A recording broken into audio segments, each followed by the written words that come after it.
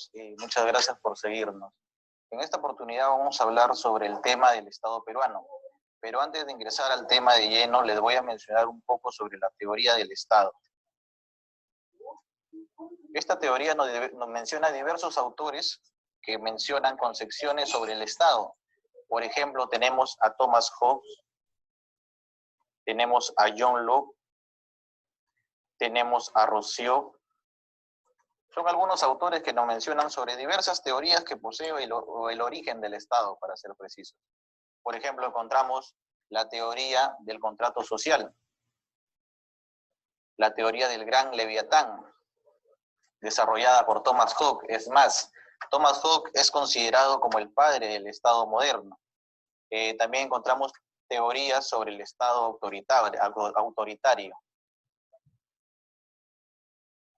Rousseau nos menciona tres tipos de Estado, o para él existen tres tipos de Estado, como por ejemplo el Estado el de la aristocracia. También menciona a la monarquía. Ustedes ya saben que la monarquía está conformada por un rey. Y también menciona el Estado democrático. Es más, ese Estado democrático se puede relacionar con la República Democrática que posee hoy en día el Perú, que les voy a pasar a explicar más adelante. En cuanto a esa noción que tenemos sobre la teoría del Estado, podemos recién hablar de un Estado peruano. El término Estado es muy extenso y muy polémico a la vez, ¿está bien? Ya que no solamente lo desarrolla solo, sino está acompañado de otros términos, como el término de nación, como el término también de patriotismo, por decirlo así. Pasaré a explicar detalle a detalle cada uno de los puntos relevantes sobre lo que es el Estado peruano y de la formación en cuanto a ello. A ver, continuando con la explicación en cuanto a esta diapositiva, vamos a mencionar un poco el aspecto histórico de cómo surge un Estado moderno, pero para ello tenemos que situarnos en la historia. Por ejemplo, existen diversos autores que nos dividen la historia, como tenemos a Cristóbal Seyus,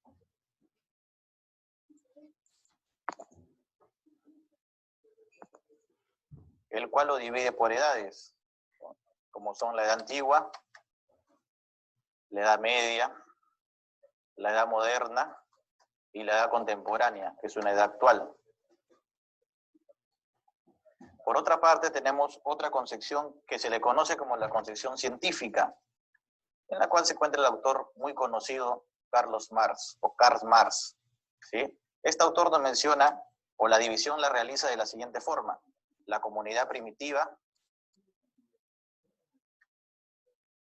nos menciona también a un esclavismo, a un feudalismo y a un capitalismo. Para ser precisos, cuando hablamos de un periodo moderno, estamos hablando prácticamente del transcurso entre el feudalismo y capitalismo. Ojo que al final se menciona también un socialismo, ¿ya? O un comunismo, para ser precisos, ¿sí? Este ya es un tema muy particular que de repente más adelante lo vamos a desarrollar. Entonces, precisando, situándonos en la historia, según la teoría de Cristóbal Seyus, que es una teoría europea, nos encontraríamos entre el transcurso de la Edad Media y la Edad Moderna. Ahí se sitúa este periodo del Estado moderno. Pero si hablamos de la concepción científica, nos basaríamos del transcurso del feudalismo y capitalismo, según estas dos concepciones. Ojo que hay otras concepciones mucho más detalladas referente a esto, ¿sí? Solamente les estoy mencionando dos en esta parte, para no poder de repente llenar de muchos datos o mucha información. Continuando con la explicación, precisamos que estas dos teorías nos sitúan tanto en la etapa del feudalismo y del capitalismo, para ser precisos, ¿está bien? Es por eso que en la Europa del periodo, la Europa medieval, hay una crisis entre el feudalismo, o en la etapa feudal. ¿Cuál era la crisis? Que los señores feudales comenzaban a no producir, o mejor dicho, los vasallos comenzaban a no producir. ¿Por qué? Porque los vasallos comenzaron a ir a las ciudades a desarrollar otro tipo de actividades, como viene a ser el comercio, y dejaron las tierras abandonadas. Producto de ello, el poder del señor feudal entra en crisis, con la burguesía también. Ahí un aspecto también sería la religión, entra a tallar ahí, ¿sí?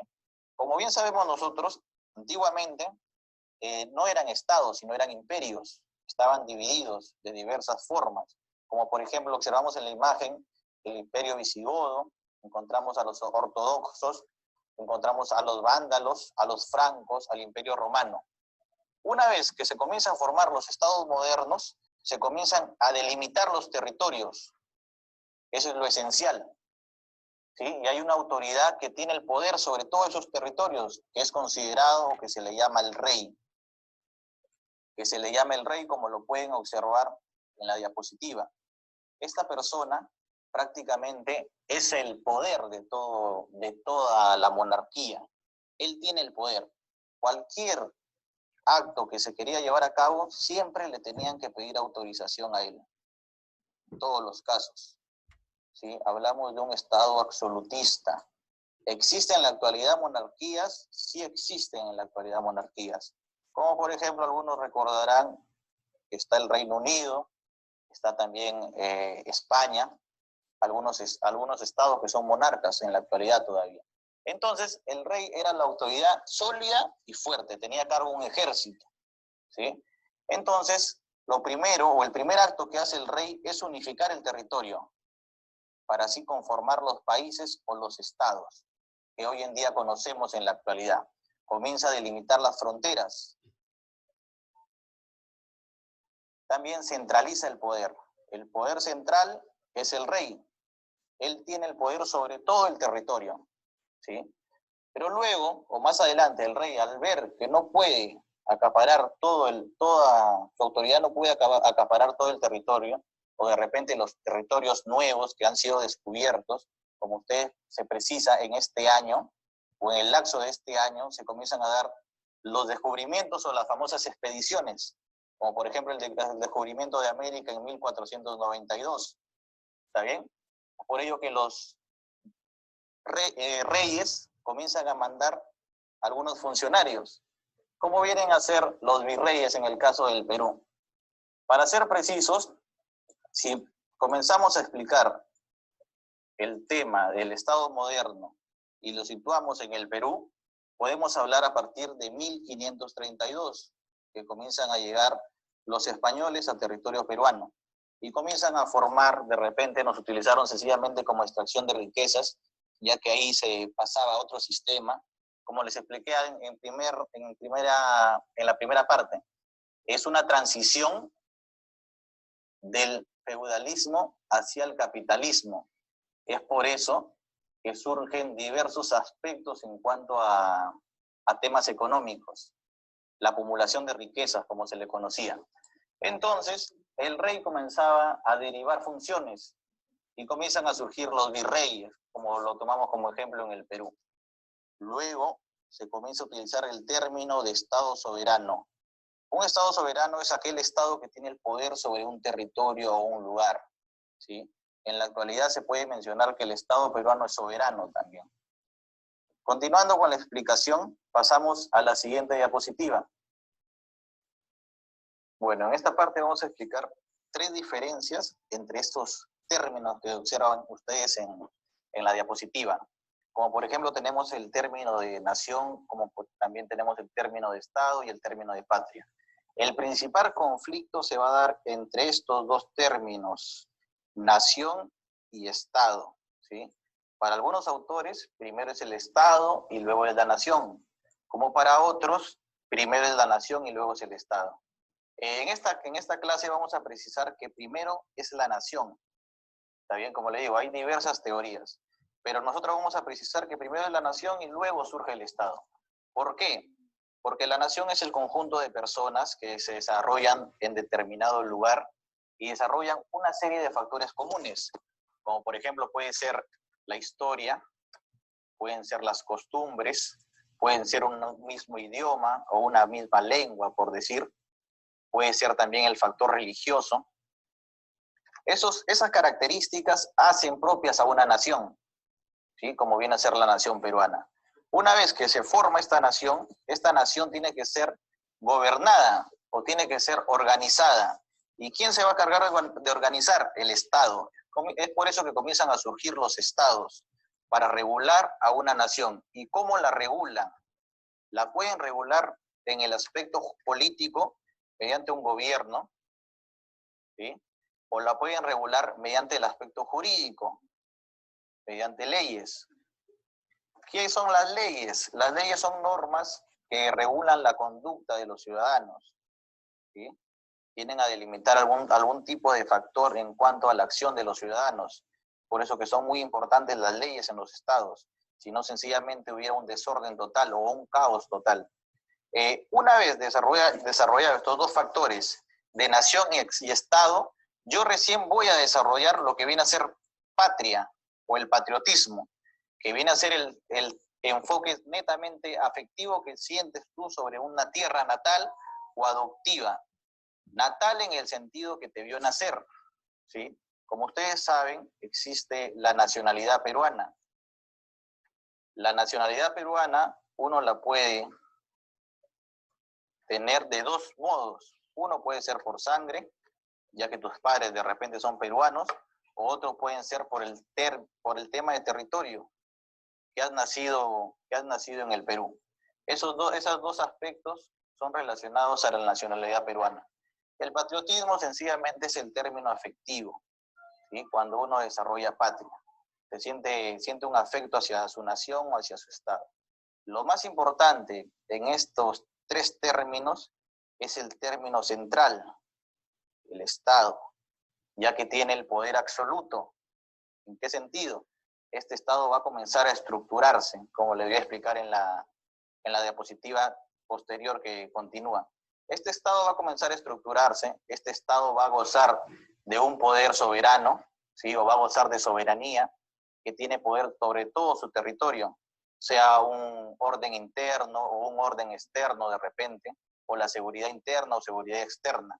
Es por eso que el Estado comienza a desarrollar diversos tipos de políticas públicas en algunos casos conocidas. En el ámbito jurídico, podemos mencionar también que existe un poder que se encarga netamente de este ámbito, como es el Poder Judicial, que está de la mano con el Poder Legislativo. Más adelante les daré más detalle respecto a este punto. Continuamos con la siguiente diapositiva.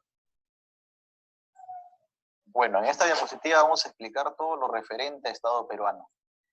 Como ustedes ya saben, el Estado peruano ya viene a caracterizarse por la nación peruana jurídicamente organizada. O sea, ya está organizado por un gobierno, ya sea político o jurídico. Pero antes de desarrollar las características esenciales, tenemos que mencionar la Constitución actual del Perú. La Constitución actual del Perú es la de 1993, ¿está bien? Está conformada por 206 artículos, 206. En el artículo 43 nos precisa sencillamente qué tipo de gobierno o qué tipo de Estado posee el Perú, el cual lo cataloga de un Estado republicano, independiente, entre comillas, ¿ya? Porque el término independiente es un término polémico en la actualidad. Hay algunos que de repente algunos nos jactamos de la independencia del Perú, pero si lo llevamos a un estudio profundo, el Perú aún no es independiente. Como por ejemplo, hay temas polémicos como la pena de muerte para los violadores, por decir. Eso no puede plantear el Perú ya que se encuentra en pactos internacionales, como viene a ser el Pacto de San José de Costa Rica. ¿Y qué pasa si nos salimos de este pacto? Inmediatamente hay muchos países que son potencias mundiales y una consecuencia puede ser que nos cierren los mercados, ¿sí? Como ha sucedido con Venezuela, o diversos casos. Es por eso que el término independiente es un término muy polémico que se tiene que llevar a detalle. Independiente puede ser en aspecto interno, ya que desarrollamos nuestras propias políticas internas, pero en políticas externas sí tenemos que tener mucho cuidado en ese aspecto. Como le dije, es un Estado republicano. Ahora, ¿quién acuña el término republicano? El término republicano se habla desde épocas de Roma, por decir, ¿sí? Pero en el Perú, el encargado de acuñar el término republicano es un personaje muy conocido para algunos, José Faustino Sánchez Carrión. Este personaje, o conocido también como el Solitario de Sayán, se encontraba o era diputado, ¿sí? En 1822. Entonces, él comienza a proponer la idea de un Estado republicano. Como ustedes se acuerdan, en 1821 se da la famosa independencia del Perú, entre comillas también, ojo, porque ustedes saben que el Perú no se llega a liberar del yugo español en 1821, sino mucho después todavía. Es por eso que en una reunión de diputados, el famoso personaje José Faustino Sánchez Carrión explica a gran detalle, porque poseía una oratoria increíble, sobre lo que es un Estado republicano. Y se comienza a jactar y se comienza a llevar a cabo el proyecto de que el Perú sea un Estado republicano. Sino ¿qué Estado que hubiésemos sido? De repente hubiésemos tenido, poseído la idea de San Martín, porque San Martín quería una monarquía constitucional en el Perú, o sea, que haya un rey que esté a cargo del Perú. Continuando con la explicación sobre el Estado republicano, ya saben quién acuñó ese término, en el caso del Perú, también el Perú tiene el poder soberano, es un país soberano que goza de soberanía. Como les expliqué en la diapositiva anterior, el término soberano sencillamente puede ser sobre el control interno y externo, en cuanto a políticas públicas, en cuanto a seguridad interna y seguridad externa. Una vez detallado esto, podemos mencionar la estructura de la cual se divide el poder, ¿sí? El poder del Estado.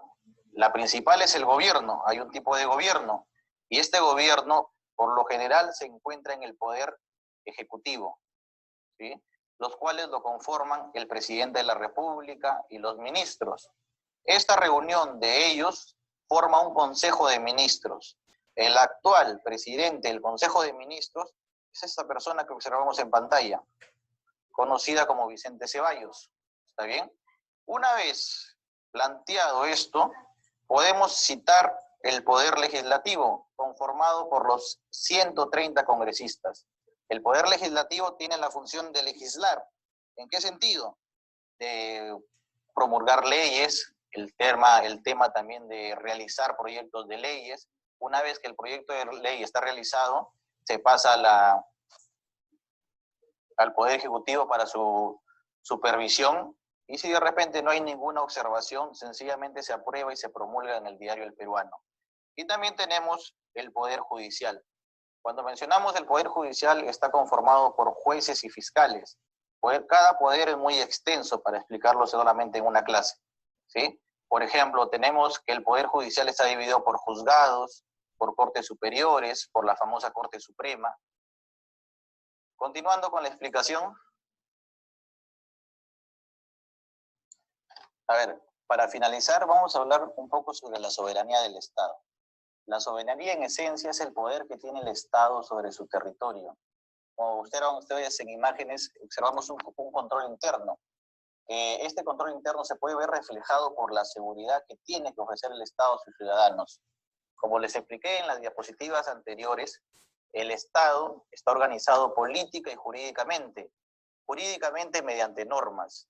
Estas normas buscan regular la conducta de la población, ¿sí? Si una conducta de repente es demasiado osada o de repente sale de la norma, recibe una sanción o castigo. La sanción puede ser civil o penal, dependiendo de la circunstancia, claro. Entonces, en este aspecto, desarrolla su soberanía en cuanto al poder interno, ¿sí? Mediante la seguridad interna también, de la cual se encargan muchas instituciones.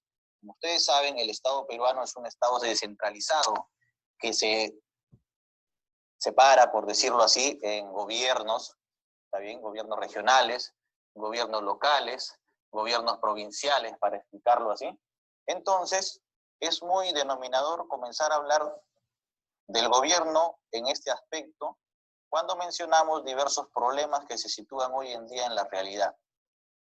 Factores como, por ejemplo, de la corrupción que perjudican esta descentralización. ¿Está bien? El beneficio de cada gobernante para enriquecerse y perjudicar a un sector de la población. En otro sentido, tenemos el control externo. ¿Está bien? Cuando hablamos del control externo, mencionaremos una parte de lo que viene a ser el derecho internacional. ¿En qué sentido? Por ejemplo, mencionamos los famosos cancilleres, diplomáticos, las famosas embajadas, por decir. También tenemos que tener el tema de los famosos límites que posee el Perú, ¿sí? Límites los cuales se tienen que respetar.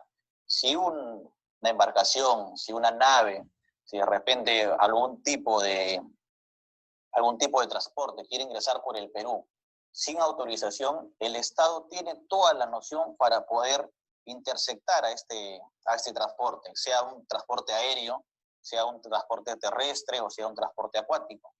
En cuanto a ese aspecto, desarrolla su soberanía, el poder que tiene el Estado sobre la nación, esencialmente sobre ello. El tema es mucho más extenso. Es por eso que simplemente en este video les estoy sintetizando todo lo respecto al tema del Estado peruano. Espero que haya sido de gran ayuda.